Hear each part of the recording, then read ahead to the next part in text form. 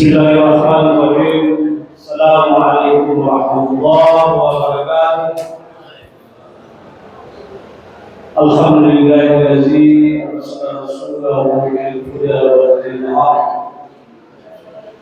liyuzhirahu 'ala dini kullihi wa kafa billahi shahida. Asyhadu an la ilaha illallah wahdahu la syarika lah. Asyhadu anna Muhammadan abduhu wa rasuluhu. Puji syukur kepada Allah SWT kita kesempatan, kesehatan, hidayah, dan Allah gerakkan hati kita sama-sama kita melaksanakan salat subuh berjamaah insyaallah. Selepas ini kita mendengarkan kajian atau santapan rohani menambah ilmu, mengasah iman kita yang nanti insyaallah akan disampaikan oleh Ustaz dari salawat salam pada timbalan Nabi Muhammad sallallahu alaihi wasallam. Seperti biasa pada subuh pada Ahad hari ini kita lakukan kajian subuh yang insyaallah akan disampaikan oleh Ustaz yang sama-sama kita mengadakan yang baru sendiri. Alhamdulillah sudah sama-sama berada di misi kita. Kemudian yang kami hormati bapak, ibu, yang bisa berada serta yang kami banggakan anak-anak kami. Langsung saja untuk segala waktu kita silakan kepada Ustaz untuk menyampaikan kajian subuh pada hari ini pada Ustaz Bersama.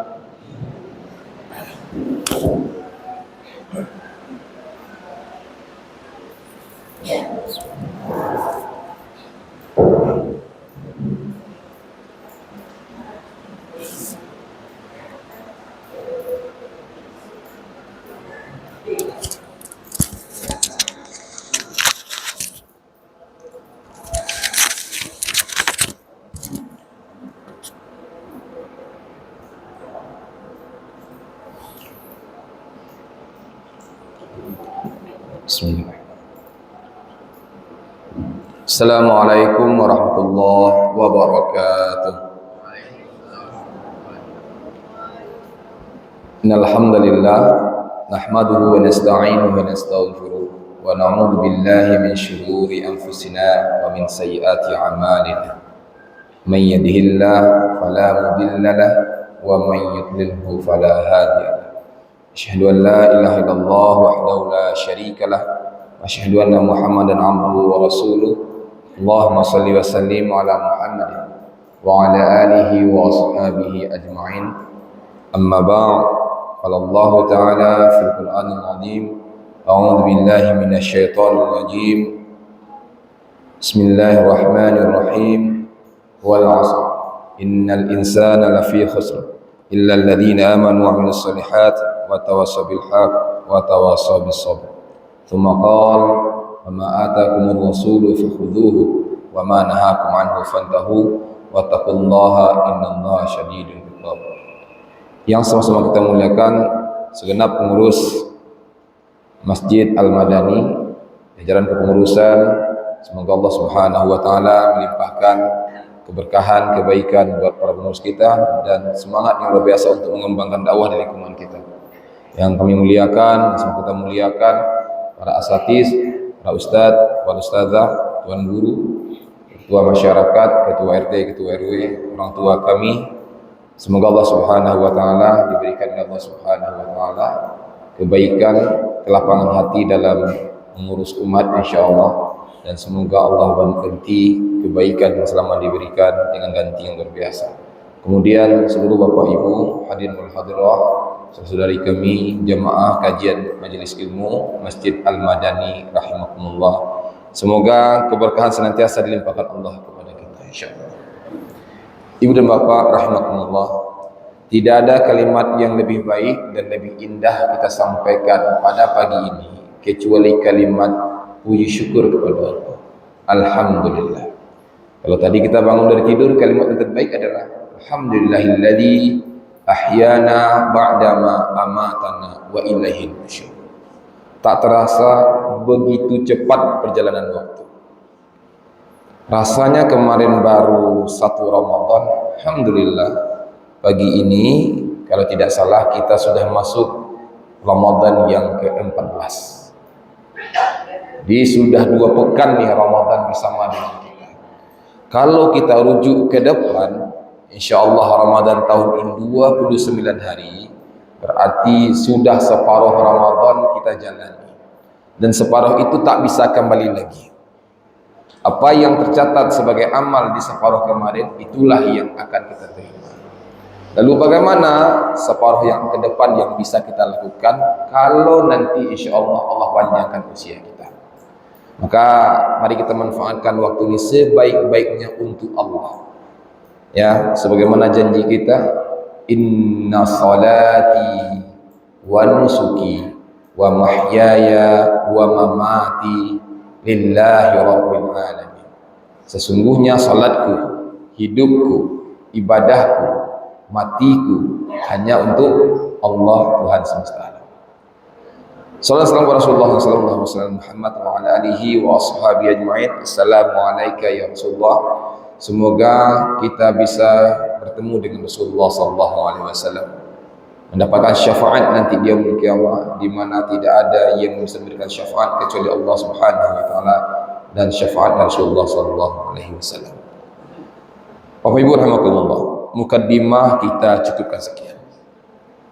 Tema kajian kita kali ini kita akan berbicara tentang orang-orang yang akan mendapatkan doanya malaikat, atau ibadah-ibadah atau amal-amal yang kalau kita lakukan insya Allah pahalanya, mendapatkan keuntungannya selain daripada pahala dari Allah, dia juga mendapatkan pahala spesial, keuntungan spesial. Apa itu?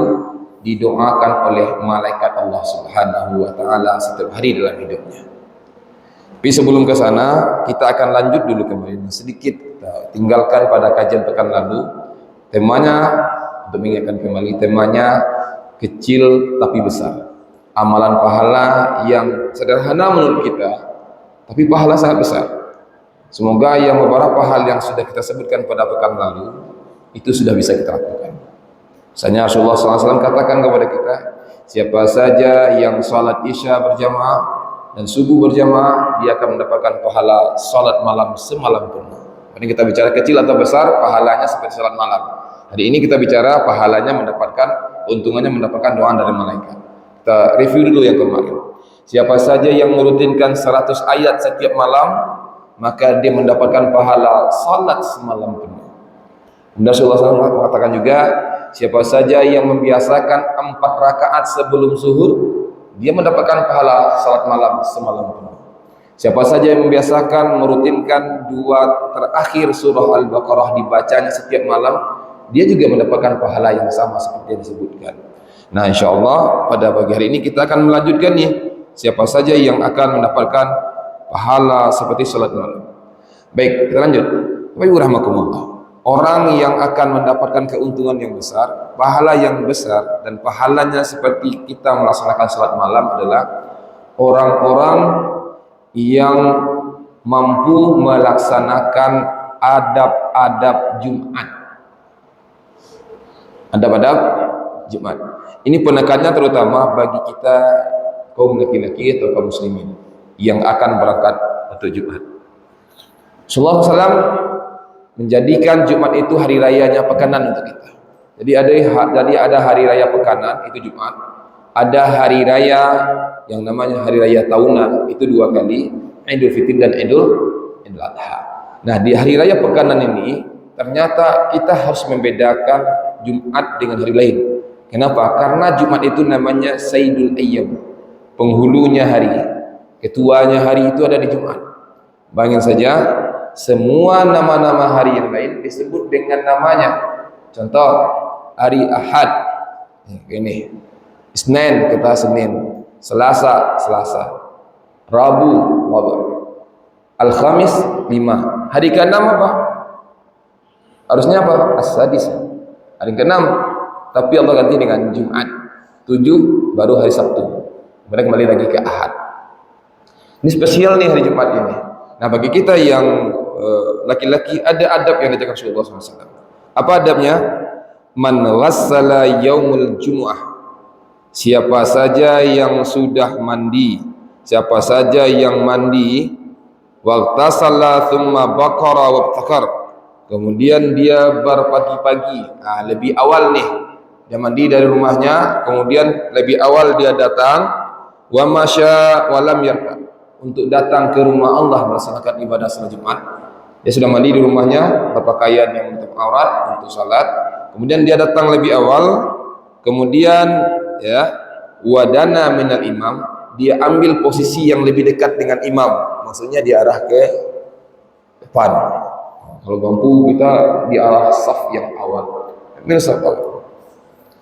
Kita ulang kembali, seorang laki-laki yang sudah mandi dari rumahnya, kemudian setelah itu dia berjalan ke masjid, lebih datang lebih awal. Dan ada kata-kata Rasulullah, wa masya, dia berjalan kaki, walam yarkab, dan tidak berkendaraan. Jadi adab Jumat itu, walaupun kita punya kendaraan, tapi adabnya, sunnahnya kita jalan kaki.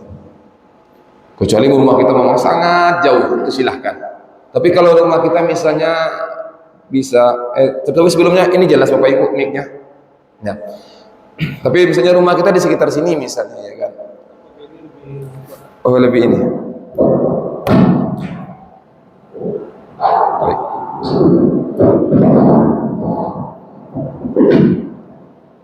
Kita coba dulu Bapak Ibu ya. Takutnya nanti tak sampai. Kayak gini misalnya ya. Dan kalau rumah kita di sekitar sini misalnya Bapak Ibu, ayah bunda kami, maka usahakan berjalan kaki karena Rasulullah menuntun. Ya, Rasulullah menyampaikan wa masya walam yarkab. Dia jalan kaki dan tidak berkendaraan. Berarti nggak pakai motor, nggak pakai mobil, kita ke Al-Madani, jalan kaki saja. Berarti kalau ingin jalan kaki, datanglah lebih awal untuk datang ke masjid. Ya kan? Wadana minal imam, dia datang ke dekat imam, fastama'a, kemudian dia dengarkan imam untuk berkhutbah, maksudnya khatib nanti di hari Jumat berkhutbah. Walam yalkana lahu bikulli khutbah, dan dia tidak bermain-main, tidak bersenda gurau. Oke, kemudian kana lahu bikulli khutwatin amal sanah. Maka bayangkan ini pahala luar biasa. Orang yang sudah seperti ini, maka kata Rasul, setiap langkahnya bikulli khutwatin, setiap langkahnya amalu, mendapatkan pahala seperti amalnya orang yang beramal. Rasul katakan dalam sanah, 1 tahun. Dapat 1 langkahnya itu seperti orang yang beramal 1 tahun penuh. Bagaimana 1 tahun penuh? Ajru siyamiha, pada siang harinya dia berpuasa, wa qiyamiha, malam harinya dia salat malam. Bayangkan saja ini. Makanya Jumat itu hari yang berbeda. Dan kalau Bapak Ibu rahimakumullah lihat orang tua kita dulu, ya sebelum studi pendidikan nasional ini dirubah lagi, itu liburnya hari apa? Jumat. Mereka kalau sekolah di pesantren, mereka sekolah di surau-surau mungkin ya, atau di sekolah-sekolah lain, itu liburnya Jumat. Kenapa? Kalau Jumat libur itu banyak hal yang bisa kita lakukan. Yang pertama jelas kalau Jumat itu datang, kita bisa mandi di rumah kita. Coba kalau kita lagi bekerja Jumat atau kita lagi sekolah, kalau fasilitas sekolahnya lengkap, alhamdulillah, misalnya siswanya mandi untuk berangkat ke masjid di dekat sekolahnya. Tapi kalau misalnya fasilitasnya lengkap, otomatis satu sunnah sudah tak bisa dilakukan, apa? Tak mandi dia Jumat. Padahal sunnahnya seperti itu. Nah, mana tahu suatu saat kita berdoa kepada Allah, mudah-mudahan hari libur, baik hari kerja atau hari sekolah itu diganti ke hari Jumat, sehingga banyak ibadah yang bisa dilakukan. Dan kita jalan kaki ke masjid. Dan sahabat melakukan ini, bukan berarti sahabat itu tak punya kendaraan. Mereka punya onta, mereka punya keledai, mereka punya kuda. Tapi kalau untuk hari Jumat, mereka berusaha untuk masya, jalan kaki ke masjid. Yang sudah bisa kita mulai ini, ya. Dan pahalanya itu, 1 langkah yang kita langkahkan sama pahalanya dengan beribadah 1 tahun penuh. Siangnya dia berpuasa siang, dan malamnya dia mendirikan malam-malamnya. Kemudian ada beberapa adab lagi yang mesti kita perhatikan. Kalau kita ke masjid di hari Jumat, maka kita yang laki-laki disunahkan untuk memakai wangi-wangian. Nah, wangian. Rasulullah SAW itu ya terkenal dengan wangi-wangiannya. Kenapa Rasul sangat wangi? Ada beberapa kondisi kenapa Rasul wangi. Satu, karena memang dari tubuh Rasul itu wangi. Rasul itu keringatnya wangi, Bapak Ibu. Beda dengan keringat kita. Dalam riwayat disampaikan Ummu Salamah itu kalau Rasulullah berkeringat, keringatnya diambil oleh Ummu Salamah, dicampur dengan air, dijadikan parfum bagi tubuhnya. Karena harum. Karena Rasulullah itu harum. Nah, beda dengan kita. Kita gimana kira-kira Bapak Ibu? Habis asam atau harum? Ada yang mencangkul di luar rumah, ada yang masak dalam rumah, berkeringat, ambillah keringatnya sedikit, campur dengan air, semprotkan ke badan. Mau juga tuh, mau muntah rasanya. Rasulullah tidak harum. Yang kedua, kenapa Rasul harum? Karena memang Rasul suka dengan wangi-wangian. Terkadang Rasul diberikan hadiah, beliau menolak atau memberikan lagi ke hadiah ke sahabat yang lain. Tetapi ketika Rasul diberikan hadiah berupa wangi-wangian, Rasul jarang menolak. Nah, jadi Bapak Ibu, dari Ibu, hadiah yang terbaik yang bisa diberikan untuk bapak-bapaknya di hari Jumat adalah bekali ayahnya dengan wangi-wangian. Nah, ada stok kan Bapak Ibu ya? Nah, itu kita kasih rumah-rumah. Sunnahnya seperti itu. Yang kedua, sunnah yang mulai hilang hari ini adalah apa kata Aisyah radhiyallahu anha? Apa kata beliau? Rasul itu punya baju spesial, di mana baju itu berupa jubah, ya, yang berasal dari daerah Yaman. Jubah itu hanya dipakai dalam 2 waktu saja. Yang pertama adalah ketika hari Jumat, dan yang kedua adalah ketika hari raya Idul Fitri dan Idul Adha. Ini sunnah ini boleh kita amalkan. Kita punya baju spesial. Baju spesial itu tidak nongol, tidak muncul di publik, tidak kita pakai kecuali untuk 2 hari ini saja. Berarti 3 hari dengan Idul Fitri dan Adha. Berarti di hari Jumat, setiap Jumat, kemudian Idul Fitri dan Idul Adha. Tidak disampaikan warnanya harus putih, tidak. Boleh merah, silakan. Boleh hitam, silakan. Boleh biru, silakan. Sesuai dengan baju yang kita punya. Tetapi baju itu hanya kita gunakan untuk 2 kesempatan itu saja. Hari raya pekanan dan hari raya tahunan kita. Dalam rangka apa? Dalam rangka memuliakan hari itu. Siapa yang kita contoh? Rasulullah SAW. Rasul punya baju, dan baju itu hanya muncul di 2 waktu itu saja. Bapak Ibu, kira-kira ayahanda kami, bapak di sini sudah punya baju khusus enggak? Atau asal aja, pokoknya Jumat itu asal nampaklah dipakai saja. Nah, sangat rugi rasanya kalau datang pakai baju kaos ke masjid. Maaf, atau bajunya enggak spesial ya. Dia tidak perlu baru, Rasul pun enggak perlu baru baju yang pakainya. Tapi baju itu memang khusus dalam rangka memuliakan 2 hari itu. Makanya Bapak Ibu rahimakumullah, ibu-ibu yang berniat untuk baju lebaran ayahnya, beli 2. Beli 1 untuk acara yang lain. Ya, ini 1 untuk dipakai di hari lain, silakan. Tapi yang 1 ini pakai untuk salat Idul Fitri, Idul Adha, dan setiap salat Jumat. Siapa yang kita contoh? Rasulullah SAW. Toh dalam untuk acara-acara lain kita bisa beli baju yang cukup banyak nih, bermacam corak dan warna. Tapi kenapa ketika kita ingin mencocokkan diri kita dengan Rasulullah SAW, kita kurang mau untuk itu. Nah, jadi gitu. Jadi nggak usah yang baru, tapi baju itu spesial ya. Bapak Ibu rahimakumullah. Baik, ini adab-adab Jumat. Dan satu lagi yang saya sampaikan, ambillah posisi saf depan. Kemudian janganlah kita melakukan kegiatan yang sia-sia, kegiatan yang tidak bermanfaat sehingga merusak ibadah Jumat kita. Kalau Rasul dulu menegur orang Jumat yang lagi bermain pasir. Jadi kalau dulu sama Rasulullah itu lantainya enggak seperti yang Maldani ya, pakai karpet yang bagus, yang harum. Zaman Rasul itu atap masjidnya yang luas masjid itu kan raudhah sekarang itu. Yang kalau Bapak Ibu umrah itu karpetnya berwarna hijau. Sebesar itu cuma. Kiri di sebelah kan tepi masjid itu rumahnya Rasul. Ada kamarnya Aisyah, kamarnya Ummu Salamah, kamarnya Saudah, kemudian sampai ke sana. Dilihat tuh jumlah isinya Rasul. Kemudian jadi kalau malam itu tuh pasirnya tuh dingin. Ya, apalagi kalau musim dingin. Kalau hujan, atapnya kan hanya pelepah kurma. Itu kadang-kadang becek tuh tanah masjid itu. Mereka sujud bersama Nabi sujud. Kalau siang tuh panasnya luar biasa memang. Karena memang atapnya seperti itu. Kemudian eh, dulu ada juga di antara sahabat yang belum tahu itu bermain pasir ya, data-datain pasir lagi. Karena datanya nggak beton kayak gitu. Jadi, main pasir.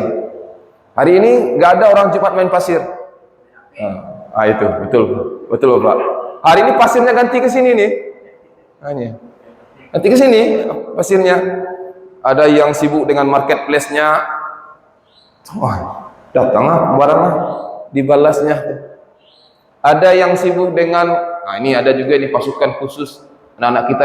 Kalau ada amat disayangkan, datangnya paling lambat, keluarnya paling cepat.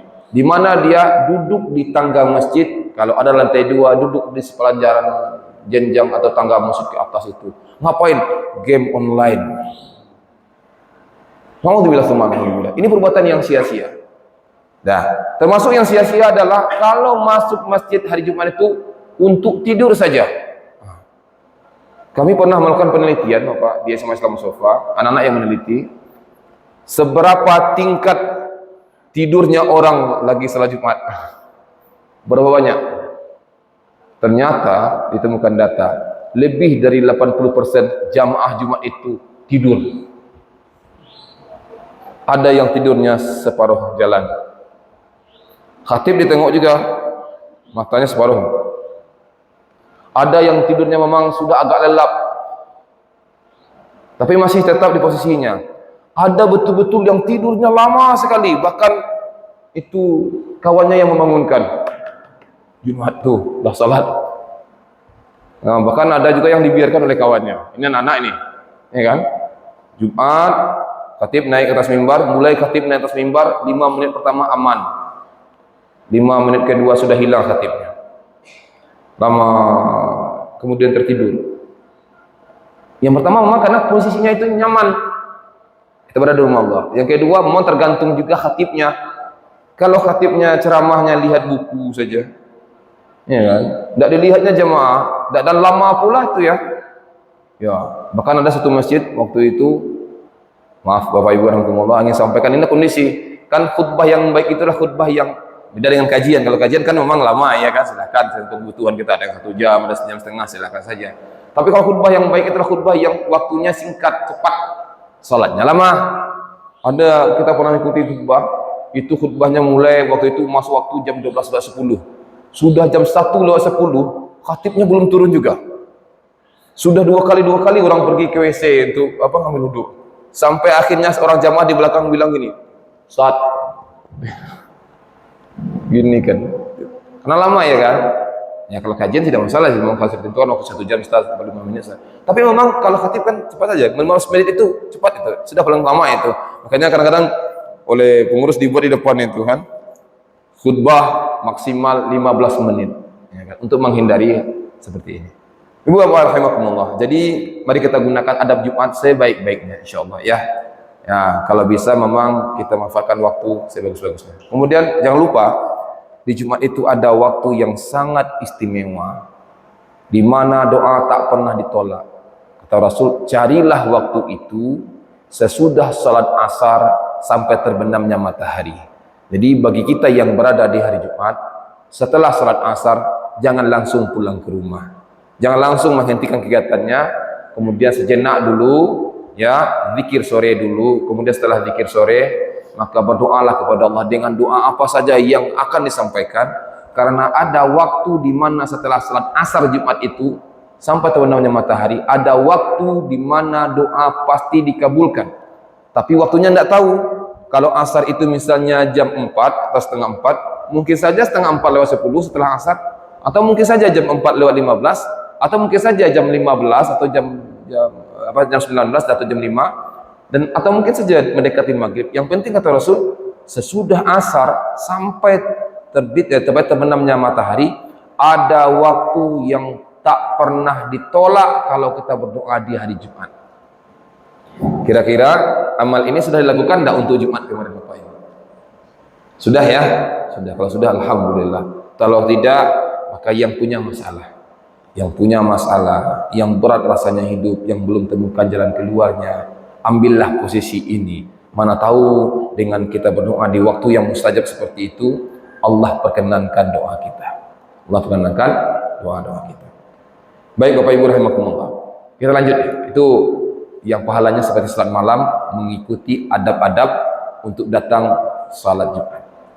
Selanjutnya Bapak Ibu rahimakumullah, sudah katakan seperti ini, man ata firasyahu wa huwa yanwi ayyakuma yusalli minal lail. Siapa saja yang naik ke tempat tidurnya, yang datang ke tempat tidurnya, kemudian wa huwa yanwi, di dalam hatinya ada niat. Untuk apa dia berniat? Ayyakuma yusalli, dia berniat untuk bangun di waktu malam untuk salat minal lail, fa ghalabathu 'ainah hatta asbah. Kemudian matanya lelah kali ini, tertidurlah dia. Nah, jadi gini, hatta asbah, sehingga pagi lagi yang membangunkan. Orang ini sebelum tidur dia naik ke tempat tidurnya, kemudian di hatinya, ya Allah, semoga nanti malam aku bangun ya Allah. Engkau bangunkan aku ya Allah, kemudian aku akan salat malam. Berniat untuk salat malam. Tetapi ghalabat 'ainah, wa ghalabahu 'ainah. Matanya terlelap, lama tidurnya. Tahu-tahu yang membangunkannya adalah ya panggilan dari Masjid Al-Madani, iqamah. Allahu Akbar, Allahu Akbar. Terbangun dia tetangga masjid. Ya Allah, tak sempat aku salat malam. Padahal ini setiap hari aku salat, setiap malam aku salat malam. Sepertiga malam yang akhir aku udah biasa salat malam. Tapi mungkin karena capek, luar biasa capeknya kemarin, sehingga tak dibangunkan Allah malam ini, ya kan? Subuh membangunkan. Kutiba lahu ma nawa. Maka orang ini yang sudah berniat untuk salat malam ini tetap dapat pahala salat malam walaupun dia tidak melakukannya. Niat di hatinya sudah ada. Wa kana naumuhu sadaqah, dan tidurnya itu sedekah alaihi min rabbih, sedekah dari Tuhannya azza wajalla, dari Allah Subhanahu wa taala azza wajalla. Jadi orang yang di hatinya pagi malam hari dia sudah berniat untuk melaksanakan salat malam, tiba-tiba dia tidur malam hari, dia tidur sampai pagi, subuh membangunkan dia, kemudian setelah itu dia enggak sempat salat malam, tapi bagi orang ini tetap dicatat dapat pahala salat malam. Lalu bagaimana dengan tidurnya? Wa huwa sadaqah, dia adalah sedekah. Wa kana namuhu sadaqah alaihi min rabbih, dia sedekah dari Allah Subhanahu wa taala sebagai Rabb kita. Masya Allah, ini orang yang tak salat tapi dapat pahala salat. Maka jangan pernah Bapak Ibu rahimakumullah. Jadi kalau nanti satu saat kita ketemu, kita coba bicara tentang adab tidur. Jadi tidur Rasulullah SAW itu punya adab, ada tata caranya. Lebih kurang ada sekitar 50 hal yang berkaitan dengan adab tidur, sehingga tidur kita itu berfaedah, sehingga tidur kita itu bermanfaat. Mulai dari sebelum tidur sampai nanti bangun tidur, itu ada lebih kurang 50 adab lebih yang bisa dilakukan, dan itu setiap adab itu ada nilai pahala. Nah, kira-kira sudah tahu Bapak belum? Kalau belum, nanti mungkin di kajian lanjut kita lanjut ya, adab-adab semua. Jadi Anda menulis judul bukunya ada 24 jam bersama Rasulullah. 24 jam bersama Rasulullah SAW, itu 14 jilid. Satu jilidnya durasinya lembarannya sekitar 600 sampai 900 halaman tentang adab-adab Rasul. Lebih dari 100 adab Rasul yang harus kita tiru dan kita lakukan, termasuk contohnya adab makan, adab tidur, adab berpakaian, adab memotong kuku, adab menyisir rambut, adab di kamar mandi, adab menggosok gigi, adab melangkah ke masjid. Semuanya ada adabnya. Nah, sayang sekali nih kalau kita mencintai Rasulullah SAW, terus seperti apa Rasul melakukan adab setiap hari tidak kita lakukan, sayang sekali. Maka pelan-pelan saja apa yang bisa kita lakukan dari adab Rasulullah SAW kita lakukan, kita coba sedikit-sedikit. Nah, termasuk satu di antara adab Rasulullah SAW adalah beliau membiasakan diri untuk naik ke tempat tidur. Sebelum itu beliau SAW sudah berniat di hati untuk salat malam. Nah, ini sudah berniat dah. Kalau Allah tak bangunkan kita, kemudian malaikat yang membangunkan kita untuk kembali kepada Allah, kita sudah berniat untuk kebaikan kepada Allah Subhanahu wa taala. Kita nggak tahu ini apakah usia kita pagi besok atau besoknya lagi, kita nggak tahu. Maka niat itu harus mendahului kebaikan kepada Allah Subhanahu wa taala. Tapi kalau ada yang mengatakan, Ustaz, saya setiap malam berniat untuk salat malam. Ya, alhamdulillah. Tapi 6 bulan ini tidak pernah salat malam. Tak dibangunkan Allah itu. Berarti banyak dong sedekah dari Allah. Itu bukan sedekah, itu ada yang salah itu.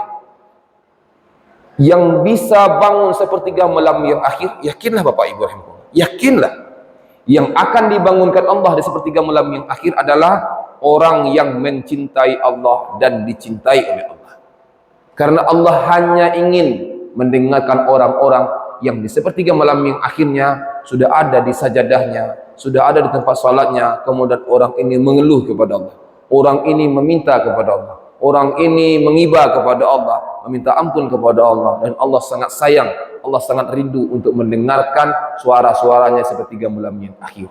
Dan kalau Allah tak bangunkan kita, tak berikan kesempatan untuk kita bangun sepertiga malam yang akhir, sudah berbulan-bulan, lihat apa kata para ulama kita, para sahabat, aku tak dibangunkan Allah beberapa lama untuk salat malam karena satu dosa yang kuperbuat di siang hari. Maksiat di siang hari dilakukan itu menghalangi kita untuk salat malam. Jadi kalau sudah tak bisa salat malam, berarti ada dosa yang dilakukan di siang hari dan dosa itu belum diampuni Allah Subhanahu wa taala. Maka berusahalah lebih beristighfar kepada Allah. Karena untuk salat malam ini kan hampir semua kita dibangunkan Allah. Karena pernah sampaikan, apalagi kalau kita sudah berusia 40 tahun, Bapak Ibu rahimakumullah, Allah pasti bangunkan kita dengan caranya Allah. Percayalah.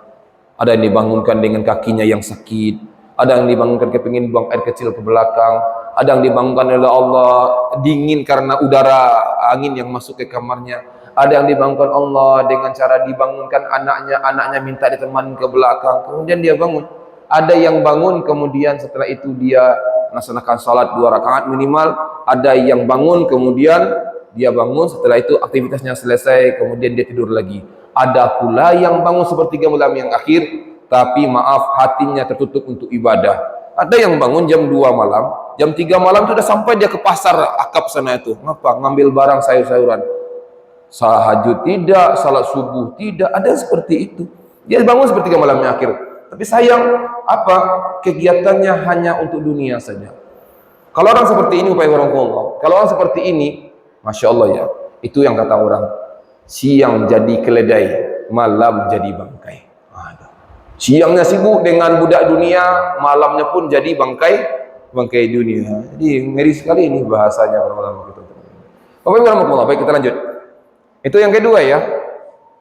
Siapa yang berniat salat malam, tak bangun malam hari, tapi menjadi kebiasaannya, dia juga dihitung ibadah. Termasuk dalam hadis lain kata Rasulullah, siapa yang mewiridkan sesuatu yang baik, yang pernah dilakukannya setiap hari, tahu-tahu pada hari itu dia marid, sakit, al-safar atau dalam perjalanan, tetap dicatat dapat pahala yang sama seperti apa dilakukannya. Contoh, adik-adik kami biasanya misalnya sebelum sudah subuh, sebelum berangkat ke sekolah misalnya, atau ayah bunda kami terbiasa zikir pagi dulu di rumah misalnya, atau terbiasa membaca Al-Quran agak 2 halaman.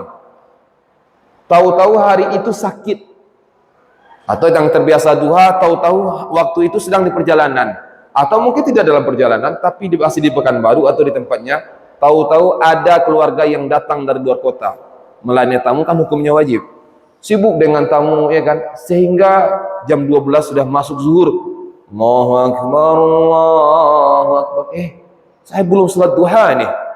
Tapi karena dia biasa melakukan itu, halangan uzur yang didapatkannya itu, ya, yang menyebabkan dia nggak bisa beribadah, karena dia sudah biasa, maka Allah tetap mencatatkan hari itu dia tetap beribadah seperti biasa. Itu hebatnya Islam. Jadi jangan takut. Yang biasa salat duha lah. Ustaz, suatu saat kami sakit, Ustaz, ya tidurlah, karena itu sedekah min Rabbi, sedekah dari Allah. Mungkin silakan baca tulisan kita kajian ya, sakitku ibadahku. Nah, itu ada waktunya kita memang harus sakit, dan sakit itu nikmat. Tidak semua sakit itu azab, tapi terkadang ada caranya bagi Allah. Sakit itu caranya bagi Allah untuk mengistirahatkan kita dari segala kesibukan dunia kita sejenak sampai kita kembali sehat semua. Baik, Bapak Ibu warahmatullah, lanjut.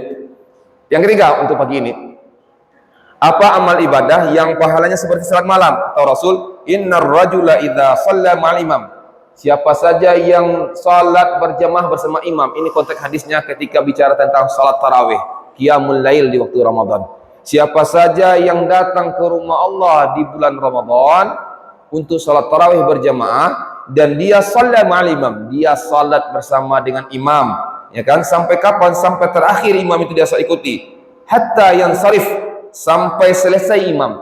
yang sarif sampai imam berpaling, sampai selesai imam itu, husibalahu qiyamul lailah, husibalahu, hasib, dihitung pahalanya itu seperti pahala salat malam. Tadi malam tarawih sampai selesai Bapak Ibu? Sampai 1 juz? Setengah juz? Adalah juznya Ustaz. Cukup panjang? Cukup panjang. Alhamdulillah ya, karena banyak masjid di sini kan di Pekanbaru kan sudah 1 juz, setengah juz. Ya minimal kita cukup betah lah dengan ayat-ayat panjang. Walaupun mungkin tidak setengah juz, tapi mungkin ada ayat-ayat yang panjang. Karena banyak tempat jemaah itu kadang-kadang komplain kalau ayatnya panjang. Bahkan yang muda-muda, kok datang lagi ke masjid, dek, itu kalau ustaz itu imam panjang. Kami tandai itu, kalau ustaz itu datang ke masjid, kami tak datang ke Al-Madani. Kenapa? Panjang. Dia baca Ar-Rahman, ya.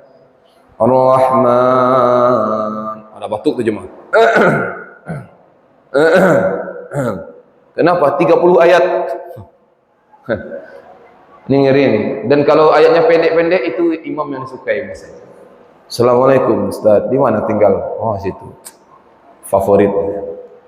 Nah, ayatnya dari Al-Quraisy ke belakang. Inna ataina itu baru sekali.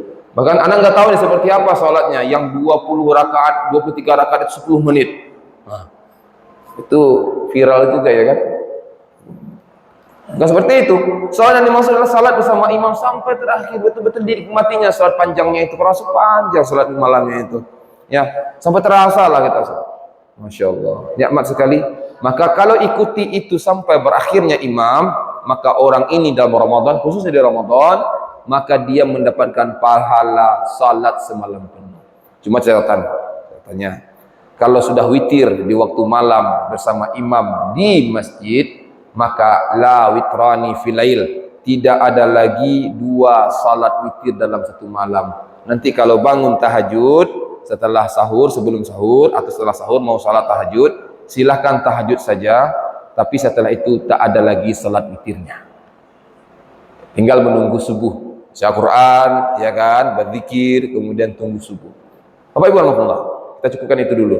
Itu amal-amal yang pahalanya seperti salat malam. Kita masuk konteks kecil tapi besar, yang pahalanya mendapatkan doanya malaikat.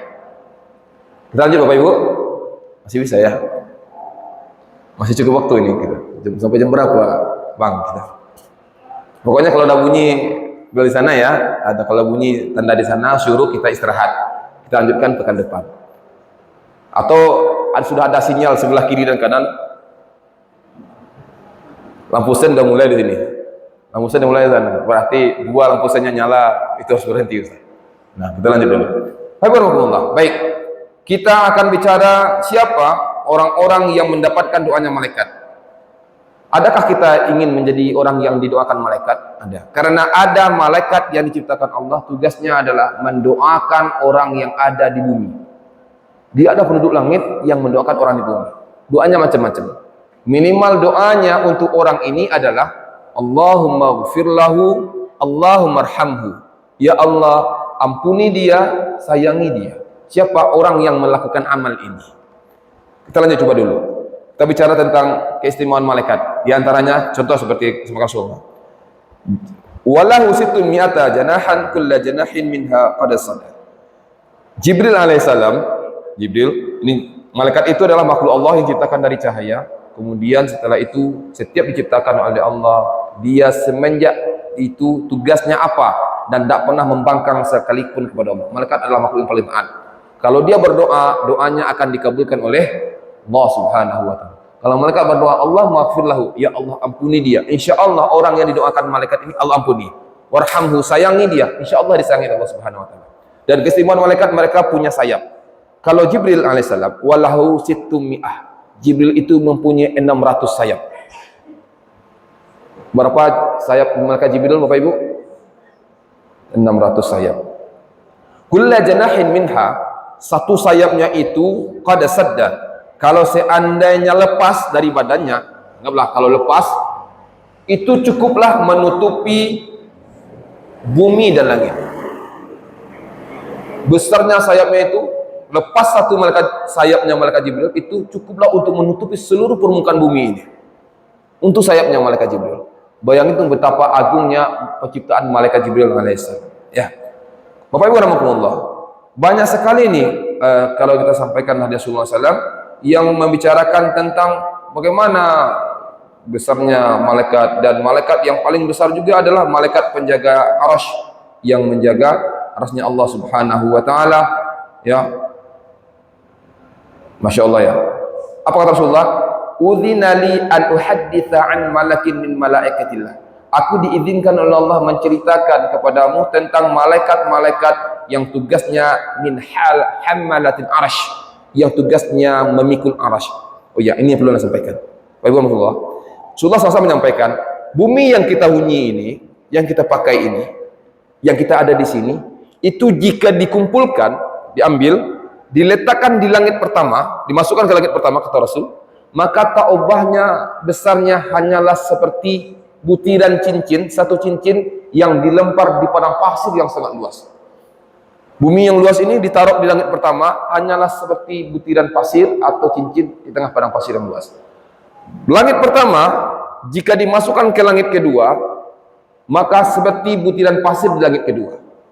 Langit kedua diletakkan ke langit ketiga seperti satu cincin di langit ketiga, sampai nanti ke langit ketujuh. Dan di langit ketujuh, kata Rasul, ada sebuah tempat namanya Baitul Ma'mur. Baitul Ma'mur itu adalah rumah yang sangat besar, yang selalu ramai, diramaikan. Ma'mur artinya diramaikan. Siapa yang meramaikan? Malaikat. Setiap hari, kata Rasulullah, masuk ke sana 70 malaikat. 70.000 malaikat. Diciptakan malaikat oleh Allah, masuk ke sana setiap hari ke bangunan itu 70.000 malaikat. Dan kalau sudah masuk tidak keluar lagi. Saking banyaknya malaikat yang ada di sana. Bahkan ulama menyampaikan, jika satu batu besar dilemparkan ke bawah dari Baitul Ma'mur, maka akan tepat berada di tengah-tengah Ka'bah. Jadi tempat tawafnya manusia, tempat beribadahnya manusia yang tak pernah berhenti orang memakmurkannya adalah Ka'bah Al-Mukarramah. Lihat, pernah tidak orang berhenti salat di depan Ka'bah? Tidak. Selesai ini orang umrah, selesai tawaf, datang lagi jamaah. Belum ini selesai, ini sudah salat pula, ini sudah tawaf pula. Dan tempat tawafnya malaikat di langit adalah Baitul Ma'mur. Langit ketujuh, di atasnya ada Sidratul Muntaha. Rasul sampai batas Sidratul Muntaha ketika Isra dan Mi'raj. Di atas Sidratul Muntaha ada lautan yang sangat luas.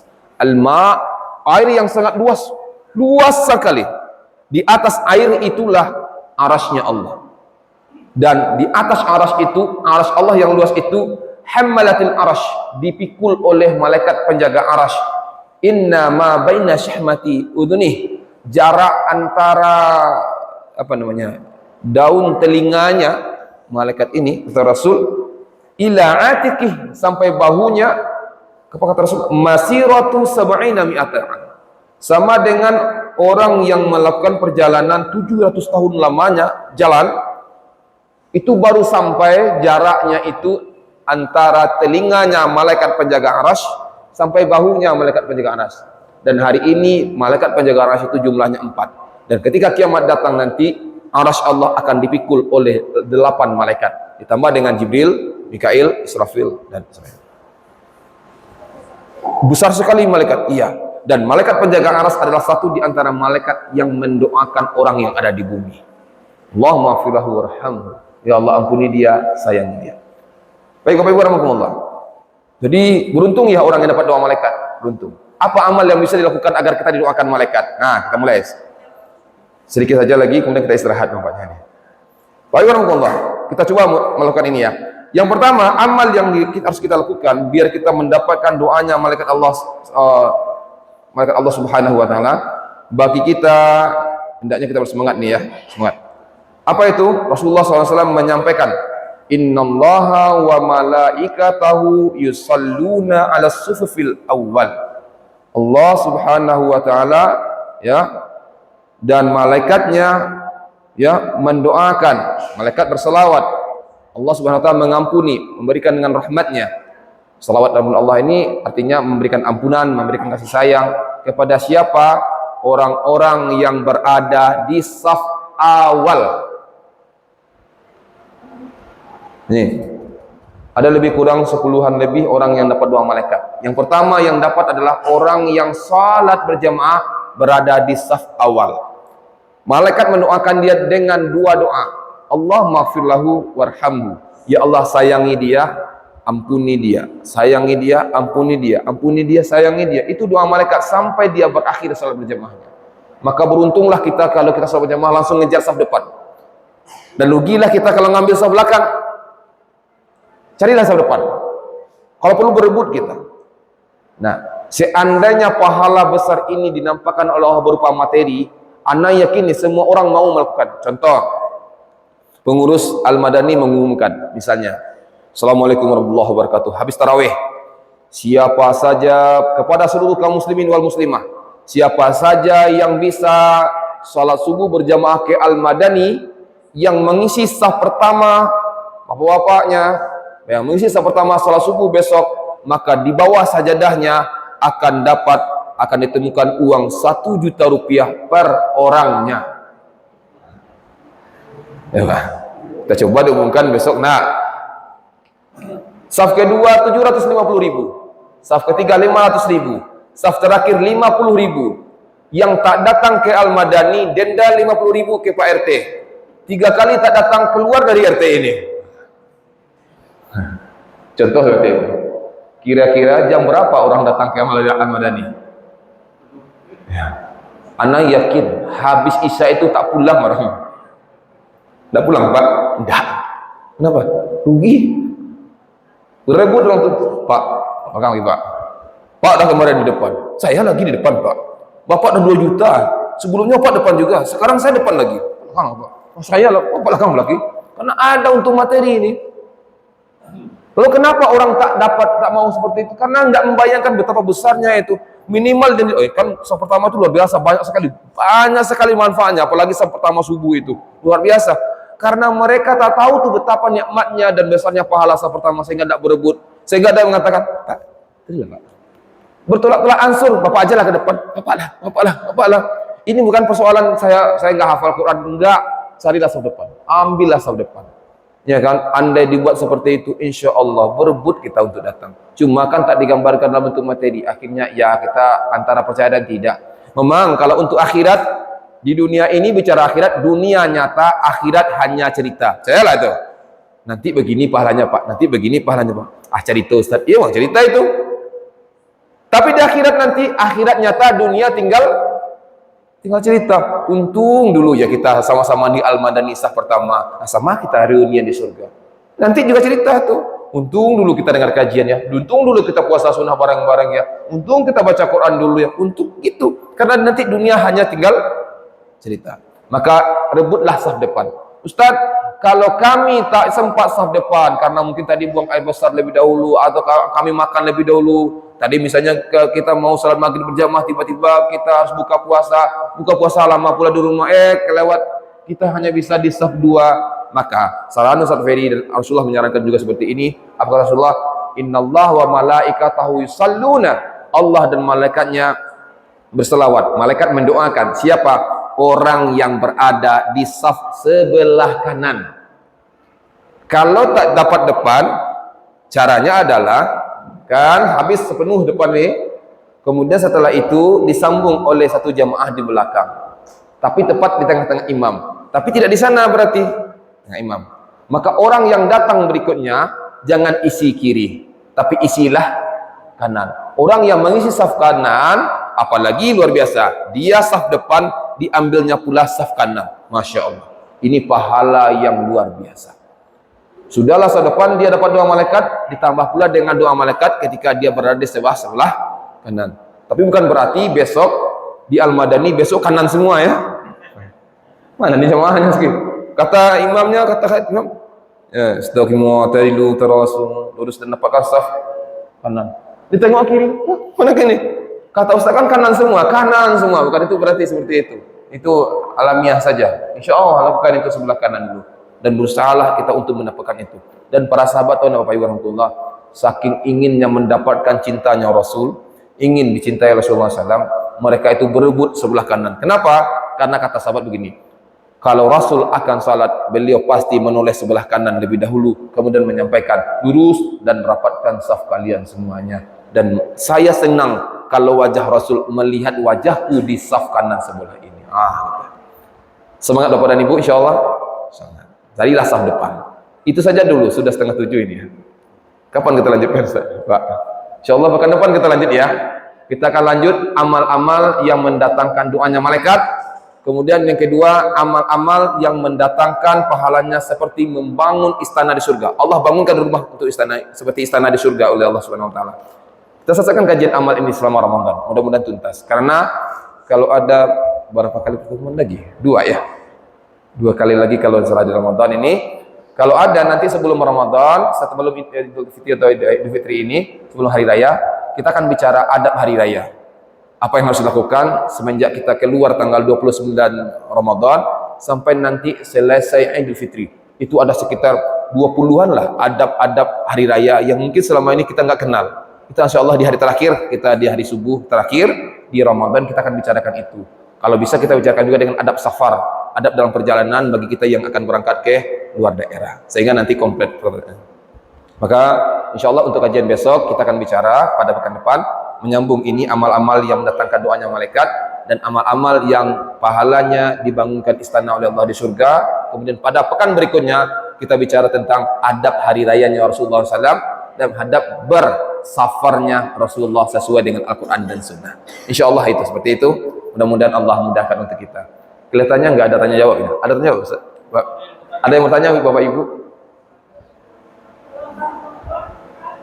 Baik. Rasulullah SAW mengatakan sebaik-baik saf perempuan adalah di bagian belakang. Dan bolehkah dia bagian depan? Boleh. Ya, dengan syarat tidak timbul fitnah. Ini kan bagus nih. Ada masjid yang memang tabirnya apa namanya? Hijabnya itu apa? Pendek aja, sehingga kalau kepalanya nongol, ketemulah kepala sama kepala, Pak, Ibu. Nah, itu seperti itu. Atau tabirnya jarang. Nah, itu bagusnya adalah di bagian di belakang. Tapi kalau kita seperti ini kan hijabnya aman, ya sudah saf depan aja. Saf depan aja. Dan sebaik-baiknya adalah saf itu sebaiknya adalah bapak, kemudian anak-anak, kemudian anak-anak perempuan, kemudian ibu-ibu. Boleh juga. Tapi kalau ibu-ibunya apa silakan, tidak masalah. Sebaik-baiknya perempuan kalau tidak ada masalah, silakan langsung ke depan. Dan pahala insya Allah luar biasa. Kemudian satu lagi, nggak ada hadisnya, nggak ada yang bicarakan kalau di antara saf orang tua itu diisi dengan anak-anak itu batal salat. Batal safnya, tidak. Harusnya kalau anak-anak yang sudah mumayyiz, yang sudah tahu dengan rukun salat, sudah tahu dengan cara salat yang baik, maka kalau bisa memang kita dampingi. Sini nak dekat datuk. Sini nak dekat ayah nak. Sini dampingi. Enggak masalah. Atau kalau bisa disuruh di belakang tidak masalah juga kalau ada yang mengawasi. Tapi kan kalau anak-anak sama anak-anak kan gitu. Kan? Pindahlah tuh satu baris ya. Kan mungkin di sini nggak ada bapak-bapak nggak pernah melakukan itu mungkin. Tapi kalau di tempat lain anak-anaknya salat berjamaah bagaimana? Mulailah yang usil tuh. Digini kan. Jatuh di sana. Yang jatuh di sana mau Pak. Diliput ada, diginikan pula di sana kan. Nah, diliputlah masjidnya. Tapi insya Allah di Al-Madani aman ya Pak ya. Insya Allah ya. Aman, nyaman anak-anak insya Allah ya. Karena memang sudah diedukasi dulu di rumah. Baik itu. Kalau perempuan bagaimana? Silakan ke depan. Tapi laki-laki insya Allah. Kuatnya begini. Siapakah laki-laki terbaik? Laki-laki terbaik adalah laki-laki yang sudah ada kakinya di saf pertama ketika azan berkumandang. Jadi kalau ada bapak ibu-ibu suaminya yang terus datang berjamaah ke masjid, pulang dari masjid itu jangan marah-marah lagi. Kurang-kurang sedikit belanja sayangilah. Ya, alhamdulillah. Makasih ya. Kami bangga dengan ayah yang terus datang ke rumah Allah. Karena mungkin saja dengan keberadaannya keberkahan itu, doa-doa itu datang karena dia membiasakan dirinya untuk datang ke masjid. Termasuk anak-anak kita yang bujang-bujang seperti ini, anak-anak kita yang masih kuliah, di sekolah, datang ke masjid lebih awal. Masya Allah, ini nikmat Allah yang luar biasa. Karena untuk datang ke rumah Allah berjamaah itu sangat sulit dan berat. Tak percaya? Kami punya anak-anak di sekolah juga seperti itu. Anak hampir tiap hari bertemu dengan anak-anak ya. Nah, masjid itu nak lurus ya, terus belok kanan itu masjid. Dia Pak lurus belok kiri kantin. Habis di kantin kenyang udah baru datang nanti setelah berjamaah ke masjid. Begitu sulitnya mengajak orang untuk berjamaah. Jadi kalau ada anak-anak kita yang mau datang berjamaah tanpa disuruh, diambilnya saf depan, ada laki-laki yang di rumah kita azan berkumandang gelisah dia untuk sampai ke masjid secepatnya, maka insya Allah ini adalah laki-laki yang baik. Sayangilah, doakanlah, berikan semangat yang luar biasa untuk semua keluarga kita insya Allah. Kalau masih belum, doakan seperti ini. Allahumma ja'alni muqimas shalah wa min dzurriyyati. Ya Allah, jadikan aku ini orang yang ikhlas mendirikan salat, dan jadikan pula anak-anakku orang yang juga semangat mendirikan salat. Allahumma ja'alni muqimas shalah wa min dzurriyyati. Ini doanya Nabi Ibrahim alaihissalam. Kita ulang kembali. Allahumma ja'alni muqimas shalah wa min dzurriyyati. Ya Allah, jadikan aku orang yang mendirikan salat, termasuk pasukan yang mengejar saf depan, dan jadikan anak-anakku pula orang-orang yang cinta untuk salat berjamaah. Mudah-mudahan bermanfaat untuk kita semua insyaallah. Dicukupi dulu Bapak Ibu ya, dan waktu kita kembali, dan tidak usah takut, insyaallah kajiannya nanti kita berikan dalam bentuk soft filenya, kita bisa baca. Mudah-mudahan bisa diteruskan dakwah ini di rumah kita masing-masing. Semua yang kita sampaikan insyaallah kita buatkan file khusus, nanti dibagikan pengurus nanti akan membagikan jamaah, dan juga mungkin tayang di YouTube-nya juga ada. Bagus sekali, dan pengurus gerak cepat nampaknya. Yang baru hari ini muncul, sore sudah muncul ya Bang ya, insyaallah. Barakallahu fiik. Mudah-mudahan ini jadi dakwah jariah bagi pengurus yang menyebarkan dakwah ini bersama-sama untuk kita. Tidak ada kebahagiaan kecuali bersama Al-Quran dan Sunnah Rasulullah SAW. Mohon maaf lahir batin, terima kasih segala perhatian. Mudah-mudahan kita diberikan kesempatan untuk di masa selanjutnya. Subhanakallahumma bihamdik, asyhadu an la ilaha illa anta, astaghfiruka wa atubu ilaik. Wassalamualaikum warahmatullahi wabarakatuh.